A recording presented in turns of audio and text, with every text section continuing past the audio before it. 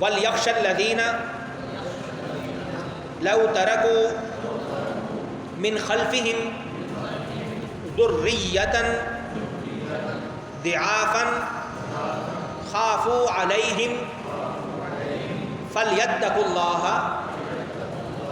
وَلْيَقُولُوا قَوْلًا سَدِيدًا۔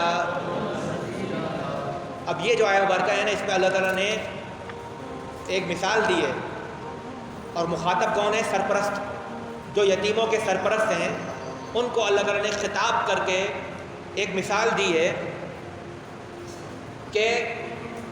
ابھی تو تم سرپرست ہو اور تمہاری سرپرستی میں تمہارے بھائی کے بچے بچیاں آئے ہیں، آگے چل کر ایسا بھی ہو سکتا ہے کہ تم فوت ہو جاؤ اور تمہارے بچے بچیاں کسی کی سرپرستی میں چلے جائیں، تو جیسا تم سوچتے ہو کہ میرے بچے بچیوں کے ساتھ وہ سرپرست کرے سلوک، ویسا ہی سلوک تم ان کے ساتھ کرو۔ یعنی جو تم اپنے لیے پسند کرتے ہو، اپنے بچے بچیوں کے لیے پسند کرتے ہو، وہی سلوک ان بچے بچیوں کے ساتھ بھی کرو جو تمہاری سرپرستی میں آئیں۔ یہ اللہ تعالیٰ نے اس آیت مبارکہ میں بیان فرمایا۔ وَلْيَخْشَ الَّذِينَ لَوْ تَرَكُوا، اور وہ لوگ ڈریں، لَوْ تَرَكُوا مِنْ خَلْفِهِمْ ذُرِّيَّةً ضِعَافًا، جو اگر اپنے پیچھے کمزور اولاد چھوڑ دیں، خَافُوا عَلَيْهِمْ، تو ان کے بارے میں کیسے اندیشوں کا شکار ہوں گے۔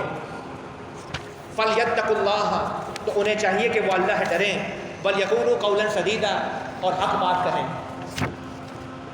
جس طرح سے خدا نخواستہ آپ کے انتقال کے بعد آپ کے یتیم بچے بچیاں کسی کے سرپرستی میں چلے جائیں، اور تو آپ کو کیا دھڑکا لگا رہے گا کہ میرے بچے بچوں کے ساتھ پتہ نہیں کیا ہو رہا ہوگا، کیسا سلوک ہو رہا ہوگا، ان کی کیسی تربیت ہو رہی ہوگی، ان کی تعلیم کا خیال رکھا جا رہا نہیں ہوگا، ان کو اچھا کھانا دیا جا رہا ہوگا نہیں ہوگا، ان کو اچھا لباس دیا جا رہا ہوگا نہیں ہو رہا، ان کی تربیت صحیح کی جا رہی ہوگی یا نہیں ہوگی۔